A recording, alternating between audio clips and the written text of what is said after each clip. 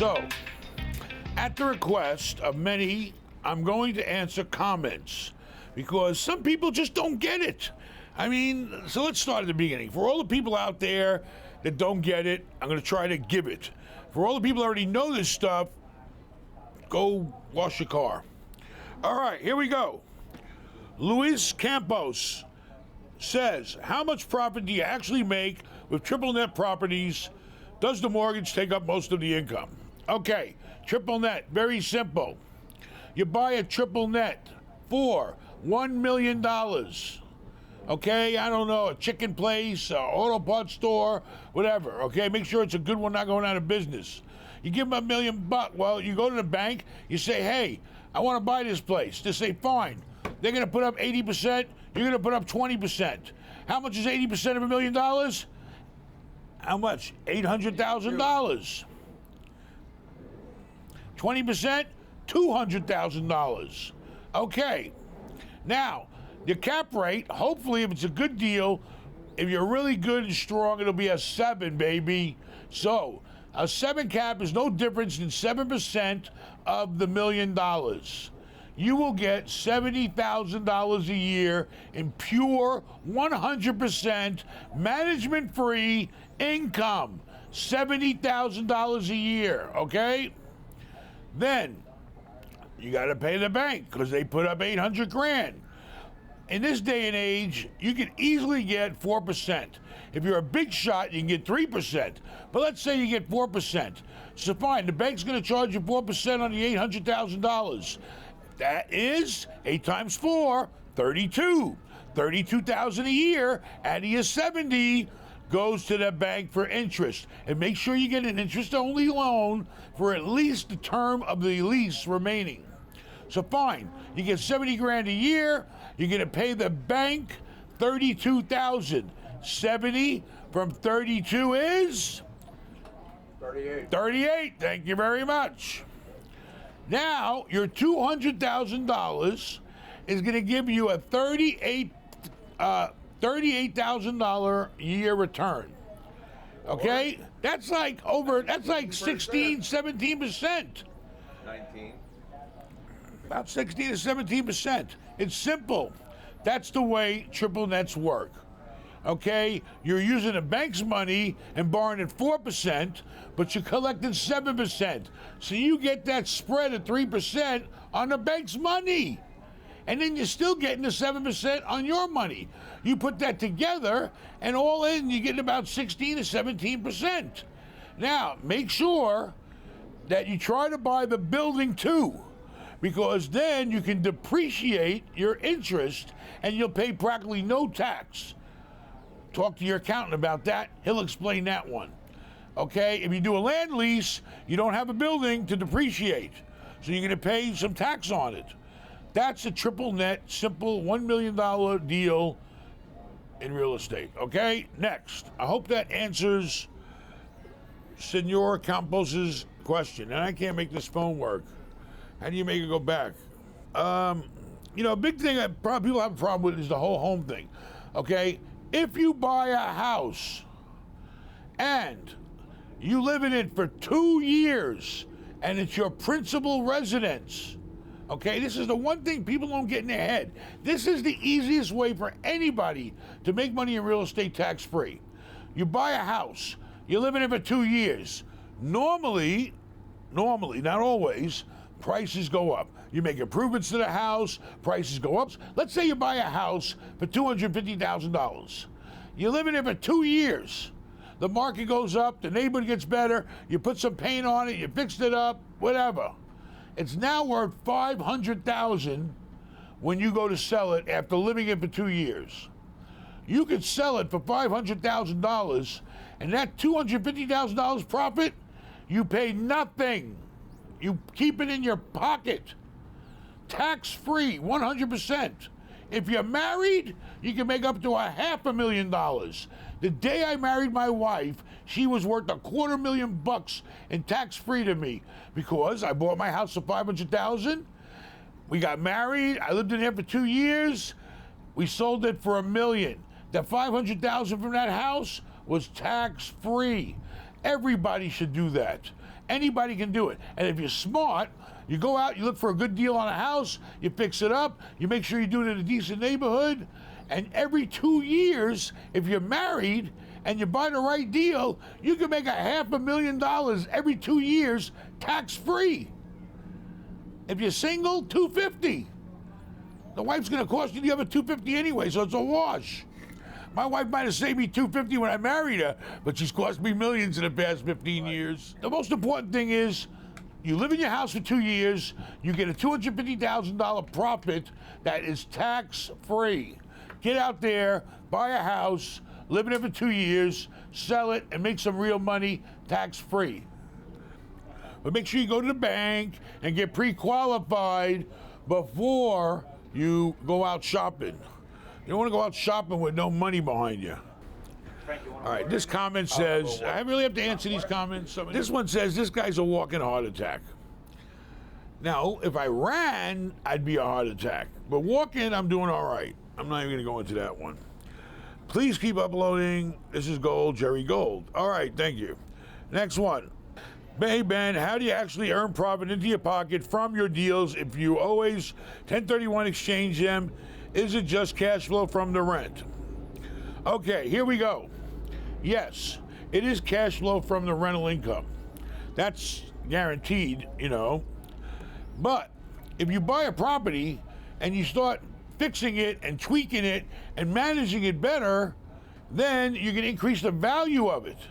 So once you buy the property, you get in there. I typically take the cash flow to make improvements if they need it, and then you got a nicer property. So let's say, I don't know, however long it takes you, 6 months, a year later, you got a property that you paid $1 million for, but now it can be worth $1.5 million.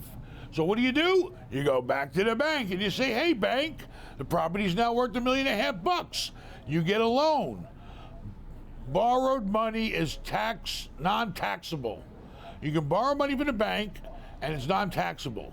But don't take what I say, go to your accountant, and always consult with your CPA, okay? But I'm gonna tell you, from my 30 years, you don't pay tax on money that's borrowed, but you will have to pay that money back when you sell. So that's how you make money. You buy it, you fix it, you improve it, you refinance it, and then you get some money in your pocket. And then when you sell it, you pay everybody back, and there should still be some profit left to put more money in your next 1031 to do the next deal. I call it the recycling program. Ben, I met your son at the Jasmine Homes inspection, long-time follower, and I want to know what is something that you learned that saved you lots of money on your next deal. You know, you save money by trying to save money, you know, get bids, price things out. What investment do you regret the most? Children. No, I'm just kidding. I make money on my kids. That's a joke. What do you think about building affordable units out of containers and renting them out? I don't know. Containers, it's a whole new thing. I don't know. You need to go visit some first. I wanted to go look at some. They're in St. Pete here. But they are doing rental units out of containers. I think they started in Russia. I don't know. Being in a steel container and cutting in windows, I don't know. I've seen these containers. I don't think I want to live in one, but go visit one first. Maybe spend a night in one, and then you decide, and then let me know. Is tile the best flooring for a rental? What hidden problems can there be when buying a storefront with an apartment on top and renting both? Thank you for everything, Ben and team. Okay, I'm a strong believer in tile flooring, but the newest thing that's out is they have a laminate that looks like tile, that's very durable and a lot cheaper and a lot less labor intense. But of course, tile, laminates, they're all great surfaces now because you can mop them. They don't get beat up that bad. You know, you can't burn them like carpeting. You know, you can't get really stains on them that much. So yeah, everybody's going with tile or a really good laminate now. So definitely go that route if you can, because in the long run, it's going to save you money. Carpet is a pain in the neck. What hidden problems would be there? Okay, if you buy a storefront with an apartment on top, that used to be like, it was the old days and now it's coming back. You got retail below and you have people living residential on top. I mean, it is what it is. It's fine as long as it's in the right location and you can rent that store out. And people don't mind living above a store. I mean, especially if it's an urban area. I mean, 90% of the people in New York City live above some sort of retail. So as long as you can find a tenant for the store and find a good tenant to live above him, it works. You know, everything works. Just don't buy a disco or a club and then put somebody on top of it, because that could be a problem. You know, boom, boom, boom. You know, the tenant may not like it that much. Unless you rent to the people that work in the club, and then it's okay because they sleep in the day when the club's closed. All right, here we go.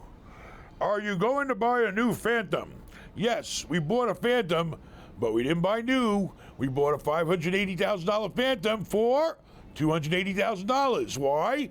2 years old. Looks the same, feels the same, 5,000 miles. That's nothing on a Rolls Royce.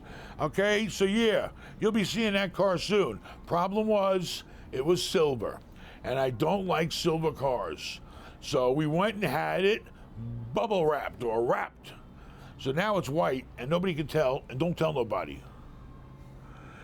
I have about $5.5 million in holdings with only $600 in notes, and we are looking to make bigger moves to increase cash flow.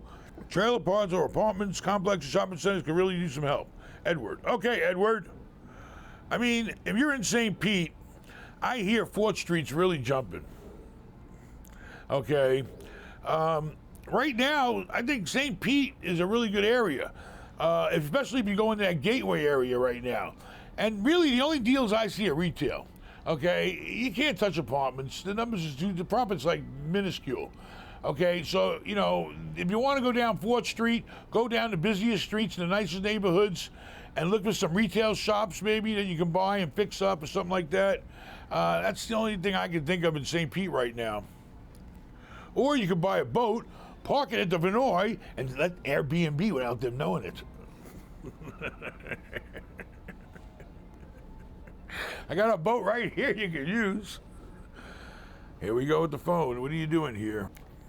All right, Big Blair says, best way to evict tenants without going through the courts. I don't know, it's a little shallow there. You don't want to be able to get that close. Listen to this. The best way, there's a lot of ways, but there's the only legal way. All right, unfortunately, it's not the 1950s where you take the front door off the unit and you turn the gas and electric off. You can't do that no more. I'm going to tell you right now, don't fool around with evictions. Get a lawyer. All he does is evictions, so he doesn't charge you a lot of money. Okay? Do it legally. That noise is going to mess things up. Thank you. He has to start the engines every 20 minutes, or else they may not start, he said. This is cheapcharters.com. All right, where were we? Evictions. Do not fool around, because there are lawyers out there, they're just waiting for you to do something wrong and sue the shit out of you. Okay? The whole thing will turn around on you. I hope you're not doing an eviction in California, or New York, because that'll get really ugly. Listen, do yourself a favor. Get a lawyer, let him prepare the notices. If they didn't pay you the rent, give them a 3-day notice to pay or quit. Turn the lease and the 3-day notice over to the lawyer, let him handle it, pay him a few $100, pay the court fees. Sometimes you just gotta bite the bullet. You know, if people ain't got the money, what are you gonna do? They can't pay you and then they got nowhere to go. So just use the court system. It's not a long process unless you're in New York or California, then you're screwed. But do it with a lawyer, evict them the right way, because you don't want to open yourself up to a lawsuit, okay? It'll be ugly. You might even, who knows what can happen to you. And there's no insurance to protect you on that, I don't think. Okay, here we go. Ben, how are you protecting yourself against the upcoming recession? Listen, you know, you got to go with the time, you go with the flow. You know, I don't know. I'm not a financial expert. I don't even know what the hell recession really means. What does that mean? Taking a recess? Anyway, listen, the market's up, the market's down. The most important thing is not to be over-leveraged on your properties. Okay, make sure you can make your mortgage payments. Okay, that's where people get screwed and hurt. Don't overpay for real estate and don't over-leverage them. Okay, so God forbid if something happens and rents start going down, that's the only thing I can think of hurting you. You know, you'll still have some sort of comfort zone. So, you know, you just got to go with the times. If rents are up or rents are down, it's life. But I don't know if the recession's coming or not. I think there's going to be a correction, but not a recession. Okay. 10,000 square foot home going for $700,000-800,000 in the Chicago area. 20 to 25,000 in property taxes, renting for $4,500 to $5,500 a month. 40% replacement cost. What do you think? In decent area too. Just very overbuilt in '08. 10,000 square foot home for $700,000. What's that? $70 a square foot? Yep.